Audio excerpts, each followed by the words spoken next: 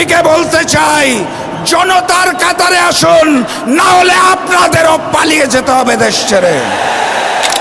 আগামীর বাংলাদেশ হবে ইসলামের বাংলাদেশ। আগামীর সংসদ হবে কোরআনের সংসদ।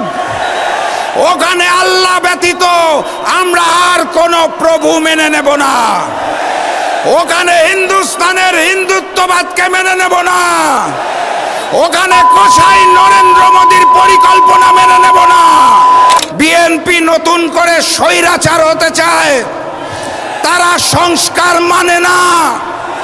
যারা নতুন বাংলাদেশের সংস্কার মানে না, তাদেরকে আমরা লাল কার্ড দেখাবো ইনশাআল্লাহ। যেই স্লোগানে হিন্দুস্তানের বুক কাঁপে, পুরাতন জালিম আওয়ামী লীগের বুক কাঁপে, নতুন জালিম বিএনপির বুক কাঁপে।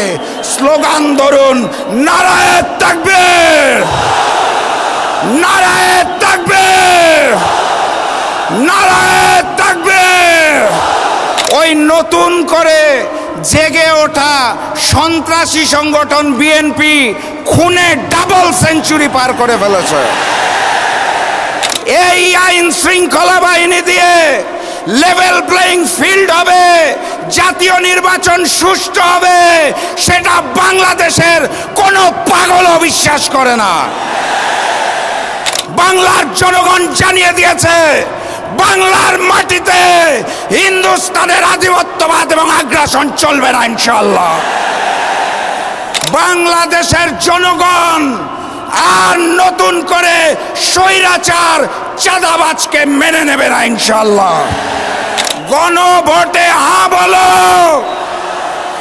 8 দলের প্রতীকে সিল মারো। রূপসা, ভৈরব ও ময়ূর নদীর তীরে জুড়ে অবস্থিত শিল্পনগরী খুলনার বাবরি চত্বরে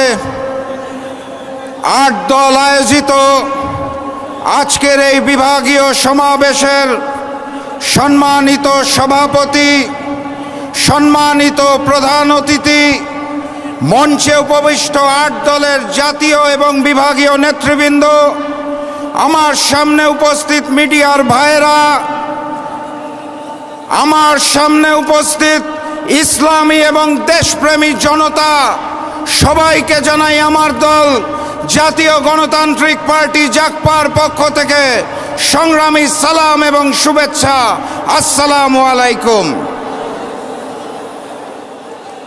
আজকে যখন এইখানে জনসভা চলছে, আমি শুনছিলাম বিগত 2-4 দিন ধরে কোন দলের কোন নেতা জানি বলছিলেন এই জনসভায় মানুষজনকে আসতে দেওয়া হবে না।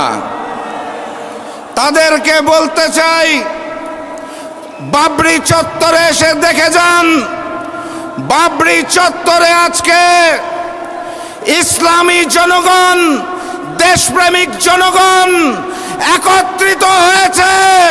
নতুন করে আর কোনো ফ্যাসিবাদকে জন্ম নিতে দেওয়া হবে না।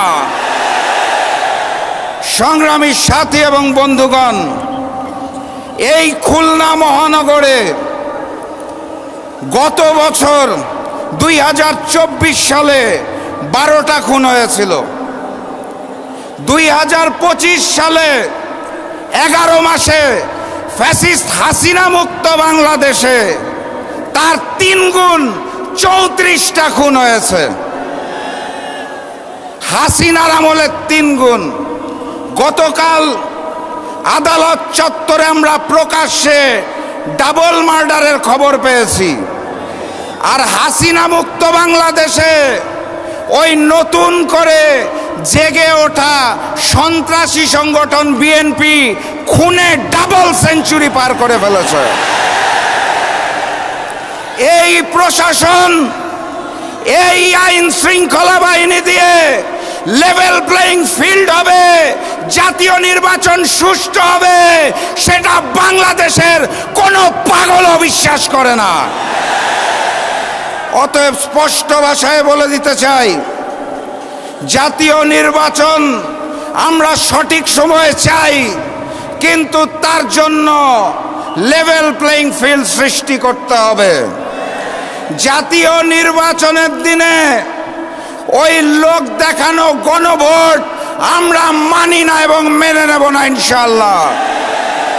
গণভোটকে জাতীয় নির্বাচনের পূর্বে আয়োজন করতে হবে। গণহত্যাকারী ফ্যাসিস্ট আওয়ামী লীগের কার্যক্রম যেভাবে নিষিদ্ধ করা হয়েছে, একইভাবে ওই গণহত্যাকারী আওয়ামী লীগের বৈধতা দানকারী জাতীয় পার্টি এবং 14 দলের কার্যক্রম নিষিদ্ধ করতে হবে।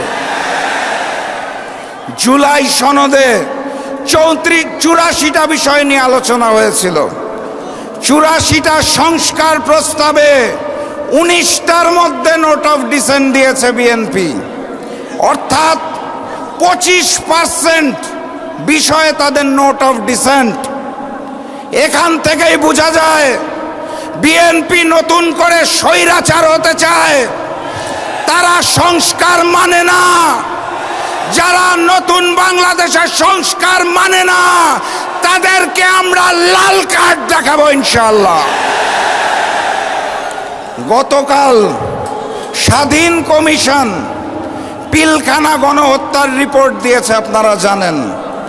সেই রিপোর্টে স্পষ্ট করে বলা আছে পিলখানা গণহত্যার জন্য আওয়ামী লীগ এবং ভারত দায়ী। আমার রিপোর্টটা দেখে ভালো লেগেছে, কারণ পিলখানা গণহত্যার পর সর্বপ্রথম আমার মরহুম পিতা শফিউল আলম প্রধান বলেছিলেন এটা বিডিআর বিদ্রোহ নয়, এটা পরিকল্পিত ঘটনা এবং এর পিছনে ভারত রয়েছে, শেখ হাসিনা রয়েছে। সেটা গতকাল প্রমাণ হয়েছে। আর একটা ছোট্ট ঘটনা বলতে চাই। 2 বছর আগে পিলখানা গণহত্যা দিবস উপলক্ষে আমরা একটি আলোচনা সভার আয়োজন করেছিলাম। তখন আমাদের দল জাগপা 12 দলীয় জোটে ছিল। প্রধান অতিথি হিসেবে এসেছিলেন বিএনপির একজন স্থায়ী কমিটির সদস্য। সেদিন আমি বক্তব্যের মধ্যে ওই হিন্দুস্তানের বিরুদ্ধে কথা বলেছিলাম দেখে বিএনপির ওই স্থায়ী কমিটির সদস্য রাগ করে সমাবেশ থেকে চলে গিয়েছিলেন। তারা বলতে চেয়েছিলেন বাংলাদেশের রাজনীতি করতে হলে, ক্ষমতায় থাকতে হলে হিন্দুস্তানকে নাকি তুষ্ট করতে হয়। 5ই আগস্ট বাংলার জনগণ জানিয়ে দিয়েছে বাংলার মাটিতে হিন্দুস্তানের আধিপত্যবাদ এবং আগ্রাসন চলবে না ইনশাআল্লাহ। প্রভু হিসাবে আমরা হিন্দুস্তানকে মানি না, আমাদের প্রভুর নাম মহান রব্বুল আলামিন আল্লাহ। আল্লাহ ব্যতীত কারো সামনে মাথা নত করতে চাই না। ক্ষমতায় যাওয়ার জন্য ওই পুরাতন আওয়ামী লীগ আর নতুন বিএনপি যদি হিন্দুস্তানের সাথে কারসাজি করতে চায়, তলে তলে গোপন বৈঠক করতে চায়, বাংলাদেশের জনগণ আর নতুন করে স্বৈরাচার চাঁদাবাজকে মেনে নেবে না ইনশাআল্লাহ। আমার প্রাণপ্রিয় উপস্থিতি, ওরা প্রভু মানে হিন্দুস্তানকে, আমরা প্রভু মানি আল্লাহকে। বিজয় কার হবে? আমার সামনে উপস্থিত তৌহিদি জনতা, স্পষ্ট ভাষায় জানিয়ে দিতে চাই, গণভোটে হ্যাঁ বলো, 8 দলের প্রতীকে সিল মারো। গণভোটে হ্যাঁ বলো, 8 দলের প্রতীকে সিল মারো। আগামীর বাংলাদেশ হবে ইসলামের বাংলাদেশ। আগামীর সংসদ হবে কোরআনের সংসদ। ওখানে আল্লাহ ব্যতীত আমরা আর কোন প্রভু মেনে নেব না। ওখানে হিন্দুস্তানের হিন্দুত্ববাদকে মেনে নেব না। ওখানে কসাই নরেন্দ্র মোদীর পরিকল্পনা মেনে নেব না।